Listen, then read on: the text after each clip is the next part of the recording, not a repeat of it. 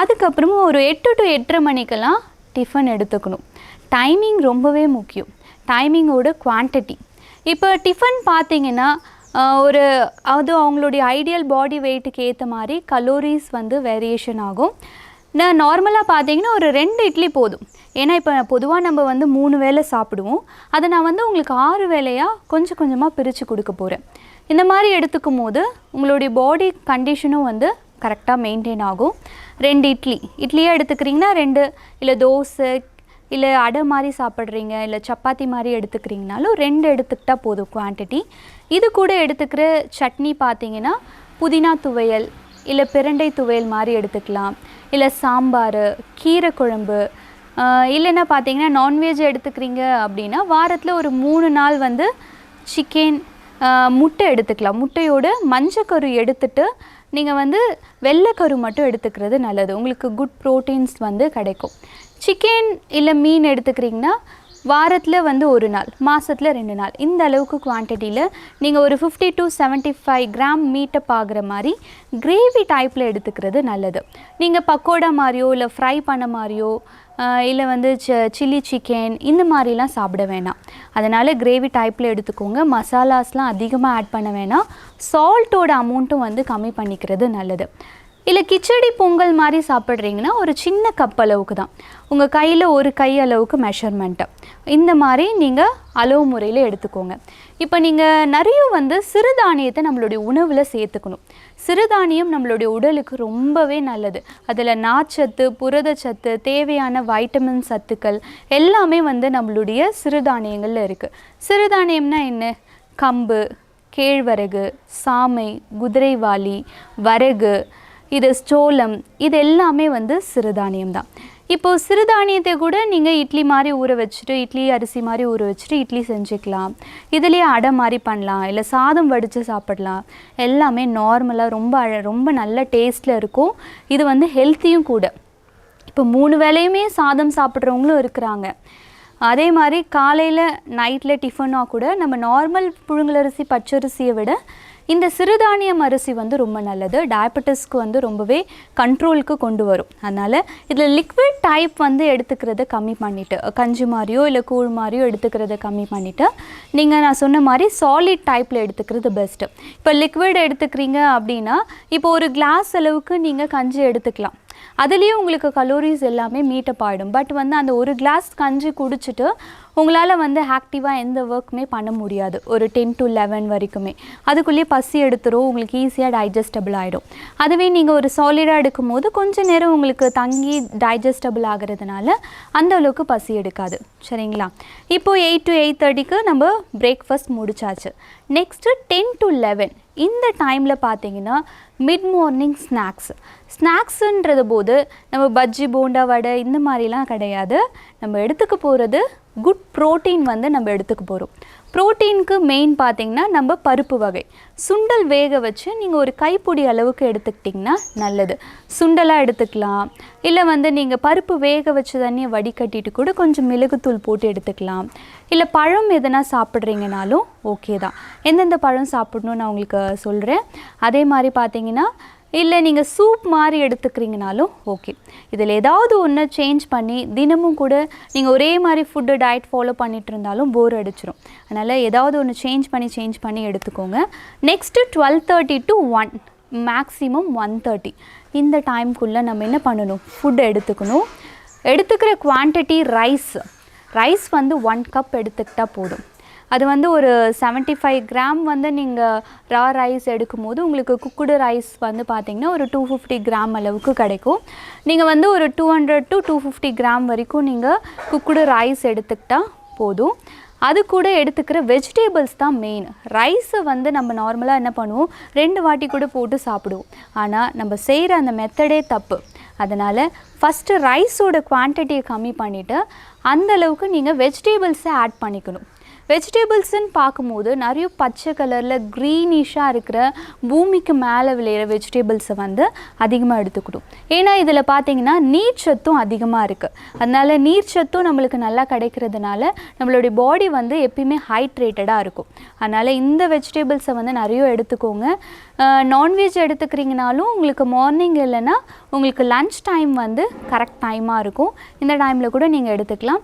இது கூட ரசமோ இல்லை மோரோ இல்லை கூட்டு மாதிரி செஞ்சு கூட நீங்கள் எடுத்துக்கலாம். இது கூட நீங்கள் அப்பளம், பொரிச்ச அப்பளம் இல்லை தாளிச்ச ஊறுகாய் இல்லை மோர் மிளகாய் இல்லை உப்பு கருவாடு இதெல்லாம் சேர்த்து சாப்பிடக்கூடாது. அப்பளம் வேணும்னா எப்போயாவது டேரெக்டாக நெருப்பில் சுட்ட மாதிரி எடுத்துக்கலாம். தாளிக்காத ஊறுகாய் எப்போயாவது சேர்த்துக்கிறீங்கன்னா ஓகே.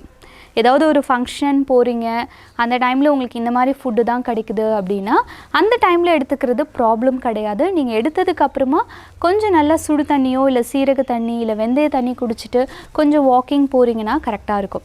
ரெகுலராக நீங்கள் இதெல்லாம் சாப்பிட்டீங்கன்னா உங்களுடைய வந்து creatinines and sodium potassium level increase ஆகிறதுக்கும் வாய்ப்பு இருக்குது. அடுத்தது பார்த்தீங்கன்னா ஈவினிங் ஒரு 4 to 5 இந்த சமயத்தில் நீங்கள் ஒரு ஸ்நாக்ஸ் எடுத்துக்கிறது பாலோட சக்கரை உப்பு கம்மியாக இருக்கிற பிஸ்கெட் எதுனா ஒரு 2 or 3 பீசஸோடு நீங்கள் எடுத்துக்கலாம். இல்லை சூப் மாதிரியோ இல்லை ஃப்ரூட் சாலடோ கூட நீங்கள் எடுத்துக்கலாம். மோஸ்ட்லி சுண்டல்லாம் சாப்பிட்றீங்கன்னா நீங்கள் மார்னிங்கில் எடுத்துக்கிறது தான் பெஸ்ட்டு. ஏன்னா ஒவ்வொரு ஃபுட்டுக்கும் டைஜஷன் டைம்னு ஒன்று இருக்குது. அப்படி பார்க்கும்போது நம்ம ஈவினிங்கில் சுண்டல் சாப்பிட்டோன்னா சிலருக்கு வந்து அதுவே வந்து டைஜஷன் சரியாக இல்லாமல் இருக்கும், நைட்டில் சரியாக சாப்பிட மாட்டாங்க. அதனால் சுண்டல் வந்து காலையில் எடுத்துக்கோங்க. ஈவினிங்கில் ரொம்ப ஈஸியாக டைஜஸ்டபிள் ஆகிற மாதிரி ஃப்ரூட் சாலடோ இல்லைனா வந்து நீங்கள் சூப்போ எடுத்துக்கலாம்.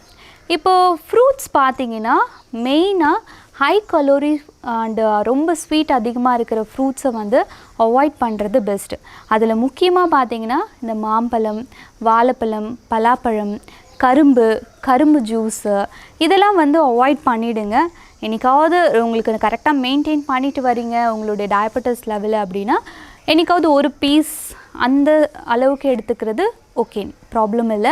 ஆனால் ரெகுலராக நீங்கள் இதை கன்சியூம் பண்ணிக்கிறீங்க, நைட்டு நான் தூங்கும் போது ஒரு வாழைப்பழம் சாப்பிடாமல் படுக்க மாட்டேன் இப்படிலாம் இருந்தீங்கன்னா கண்டிப்பாக உங்களுக்கு டயபெட்டிஸ் வரத்துக்கும் வாய்ப்பு இருக்குது. டயபெட்டிஸ் இருக்கிறவங்களுக்கும் அன்கண்ட்ரோலாக போகிறதுக்கும் வாய்ப்பு இருக்குது.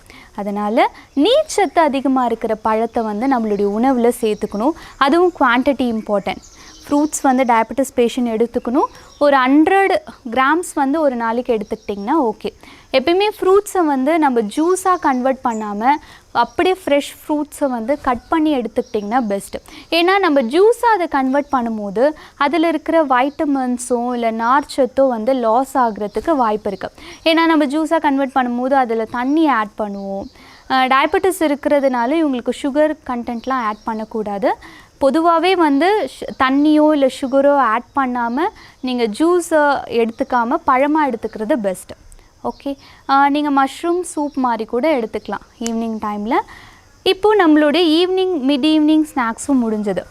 நைட்டு 7:30 to 8 மேக்ஸிமம் 8:30க்குள்ளே நம்மளுடைய டின்னரை வந்து நீங்கள் கம்ப்ளீட் பண்ணியிருக்கணும். லேட் நைட்டில் ஒரு 10 o'clock 11 o'clock அந்த டைமில் வந்து நீங்கள் சாப்பிட்டுட்டு உடனே வந்து நீங்கள் தூங்குறதுனால கூட நம்மளுக்கு டயபெட்டிஸ் வரும். டயபெட்டிஸ் இருக்கிறவங்க அந்த மாதிரி பண்ணிங்கன்னா கண்ட்ரோலில் கொண்டு வரவே முடியாது. அதனால் 7:30 to 8க்குள்ளே உங்களுடைய டின்னர் எடுத்துக்கோங்க. நைட்டில் ரைஸ் சாப்பிடக்கூடாது. மத்தியானத்தில் கொஞ்சம் மீந்துடுச்சு, இதுவே நைட்டில் சாப்பிட்டு படுத்துடலாம். இல்லை ஃப்ரைட் ரைஸ், பரோட்டா இல்லைன்னா நான் சப்பாத்தி இந்த மாதிரி சாப்பிட்றீங்கன்னா கூட இது வந்து நம்மளுக்கு நல்லது கிடையாது. அதனால் இதெல்லாம் அவாய்ட் பண்ணிவிடுங்க. மோஸ்ட்லி வந்து ஈஸியாக டைஜஸ்டபிள் ஆகிற மாதிரி இட்லி, இடியாப்பம் இல்லை தோசை இல்லை சப்பாத்தி எடுத்துக்கிறீங்கன்னா வீட் சப்பாத்தி வேணாம், சரியா? அதனால் கோதுமையில் கூட பார்த்திங்கன்னா கார்போஹைட்ரேட் லெவல் ரைஸ் நார்மல் அரிசியில் வெள்ளை அரிசியில் இருக்கிற அளவுக்கு இருக்கிறதுனால நீங்கள் வீட் சப்பாத்தியும் அவாய்ட் பண்ணிவிட்டு ராகி, கம்பு, சோளம் இந்த சிறுதானியங்களை நீங்கள் பவுடர் பண்ணிவிட்டு இதில் சப்பாத்தி மாதிரியோ இல்லை அடை மாதிரியோ செஞ்சு சாப்பிட்டிங்கன்னா உங்களுக்கு கரெக்டாக இருக்கும். ஏன்னா மிட் நைட்டில் உங்களுக்கு வந்து சுகர் லோ ஆகுது, இல்லை மிட் நைட்டில் உங்களுக்கு ரொம்ப பசி எடுக்குதுன்னா நீங்கள் அடை மாதிரி எடுத்துக்கலாம். இல்லை நார்மலாக இருக்கிறீங்கன்னா இட்லி, இடியாப்பம் அந்த குவான்டிட்டி ரொம்ப மெயின். இந்த மாதிரி உங்களுடைய உணவு முறை கரெக்டாக இருக்கணும். சாப்பிட்டு ஒரு 1 மணி நேரமாவது கேப் இருக்கணும். அதுக்கப்புறம் தான் நம்ம தூங்க போகணும். தூங்குறதுக்கு முன்னாடி ஒரு டம்ளர் பால் குடிச்சிட்டு படுத்தாலும் ஓகே தான். இல்லை நைட்டில் நான் பால் குடித்தா எனக்கு கோழை கட்டும், எனக்கு வீசிங் ப்ராப்ளம் இருக்குது, இந்த மாதிரி ஃபீல் பண்ணுறீங்க அப்படின்னா நீங்கள் லைட்டாக கொஞ்சம் மஞ்சள் தூளோ இல்லை ஏலக்காய் பவுடரோ ஆட் பண்ணிவிட்டு கூட குடிக்கலாம். உங்களுடைய உணவு முறை தான் மெயின். இந்த உணவு முறையை நம்ம கரெக்டாக ஃபாலோ பண்ணிட்டு இருக்கிறோனாலே நம்மளோட டயபெட்டிஸை நம்ம கண்ட்ரோலில் வச்சுக்க முடியும். அதே மாதிரி நம்மளுக்கு ஒரு டாக்டர் ப்ரிஸ்கிரைப் பண்ண மெடிசன்ஸையும் கொஞ்சம் கொஞ்சமாக அதோட டோசேஜை நீங்கள் ரெடியூஸ் பண்ணிக்கிறதுக்கும் கரெக்டாக இருக்கும். அதனால் உங்களுடைய உணவு முறையை கரெக்டாக பார்த்துக்கோங்க. டயபெட்டிஸை நம்ம கண்ட்ரோலில் மெயின்டைன் பண்ணிக்கலாம். தேங்க்யூ.